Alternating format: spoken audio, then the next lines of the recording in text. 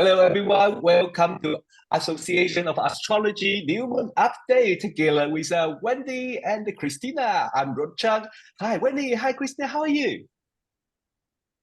Hello. Hi, I'm great. I'm great. Yeah, we're good. Cool. I think we have a little bit. I think that the signal was a little bit late, especially I'm in another side of the Earth, and then I'm using my 5G to connect to you guys. So this time I learned to speak slowly. I think it's one of the tasks of the Mercury retrograde. Very good, Rod. Well, Excellent.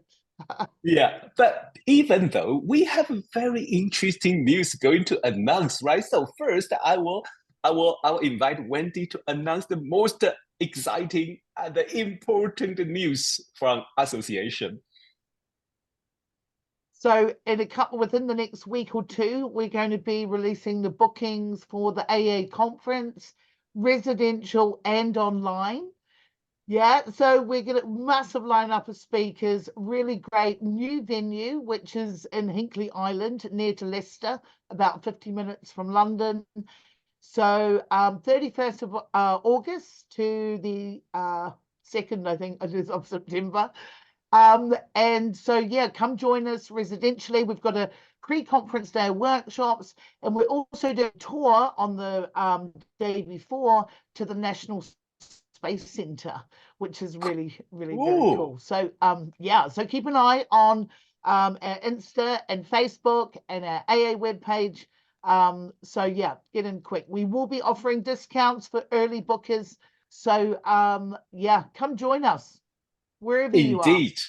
Don't miss your early bird prize, and please come to join us in the conference. It's so much fun. We can hang out together. We can see each other. We can see face to face, and we can really feel that community spirit all together. It's lovely.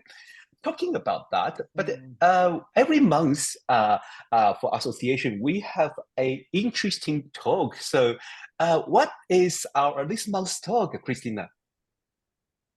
So this month on Astrological Duets, we can expect some conversations about the Jupiter-Uranus conjunction. So the talk will be hosted by Jadranka and Wendy, so feel free to join us.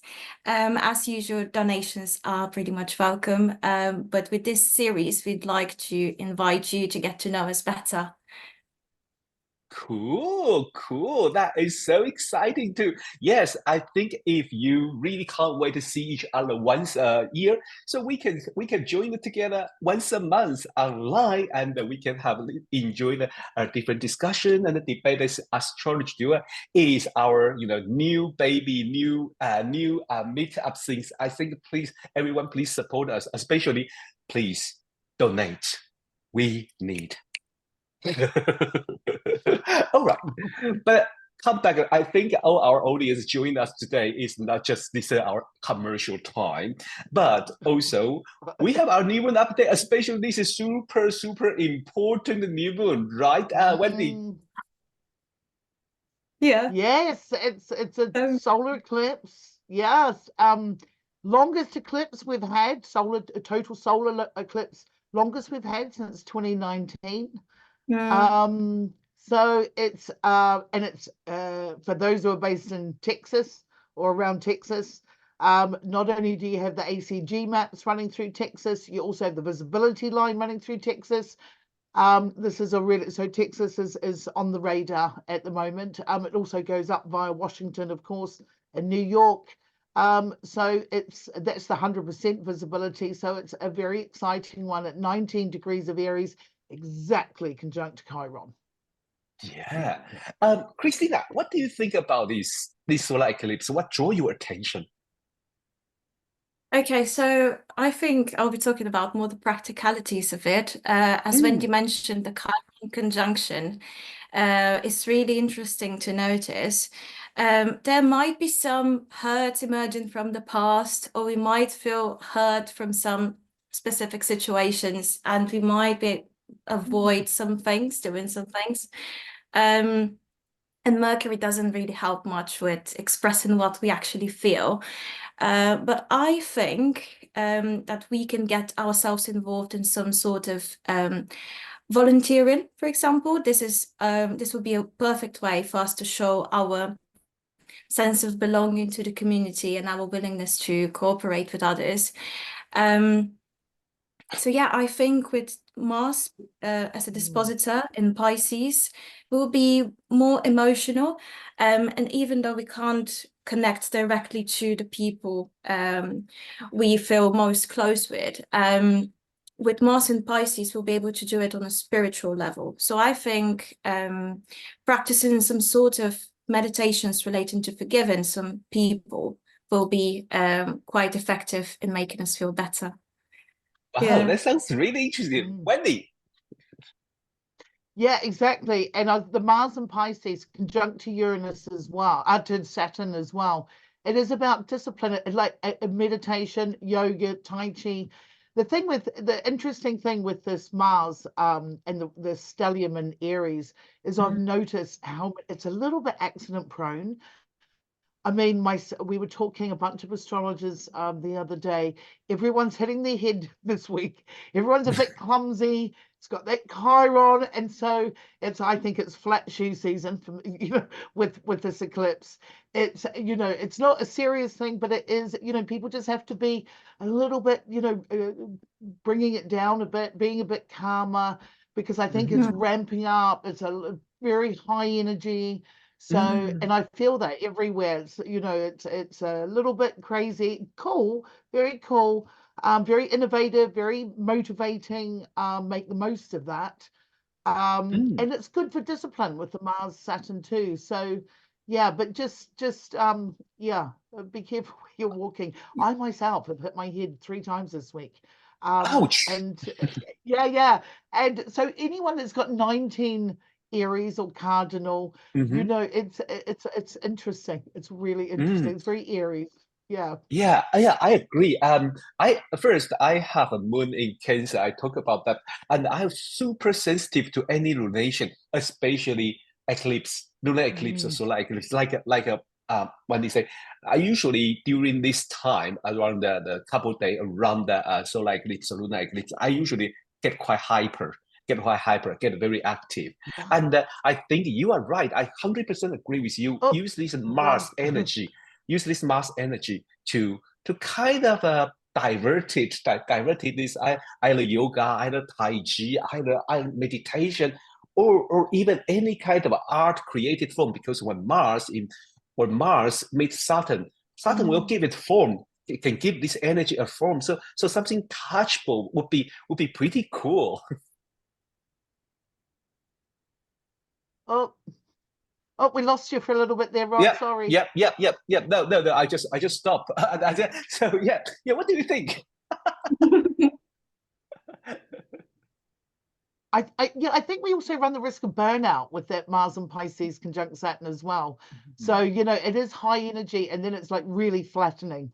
So yeah, I think it's just we need a bit of balance is needed here. It's also particularly the balance because with the Jupiter Uranus conjunction in a couple of weeks, Venus hits that same degree, that 19 degrees at Aries as well. So it's going to feed into I think a lot of treaties are going to be broken under this eclipse. It sits in Greenwich. For Greenwich, it sits in the 7th. So I think a lot of treaties, a lot of contracts, people we think are allies, there's a big shift in that. I think we've already seen that this week with a lot of things going on around the world. So a bit of a shift in who's allies and who's not. Yeah, so I think we keep an eye on that for the next month or so. Yeah, definitely. Definitely. Eclipse is a super high charge energy. So I mean, we all have to learn how to, how to face it, how to apply it, especially. So, well, before we finish today's chat, I think will I invite you to give some, how are we going to apply it? Should we start with Kristina? Yeah, I mentioned this a bit earlier. We should try to be more giving. For example, get involved in volunteering of any kind. And also practice forgiveness through meditation, through some sort of distant connection with the people that we feel close with. Yeah. Beautiful, beautiful. Yeah, that was really Yeah, very beautiful, beautiful. Mars Pisces way. Thank you.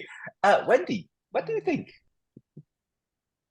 I just think I think it's good to sort of step back from this eclipse. Like I said, flat shoe season.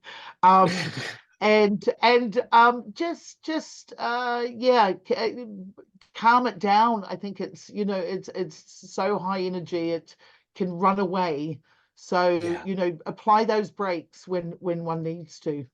Definitely, definitely, yeah.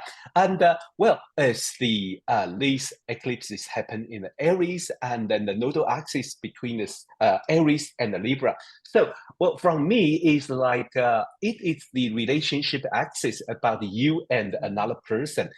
So this kind of relationship axis happen during this eclipse. I would suggest like we keep an eye on it, and anything we feel either exciting or either we feel upset or you know whatever happened in a relationship, one-to-one relationship, romantic relationship, business partnership, we keep an eye on it, and we can learn in one way. Stay on the Mars side, stay on Mars and Aries side is learn to express ourselves, learn to protect ourselves. But don't forget another side, Libra, it would be like invite us to be nice to each other and to be polite.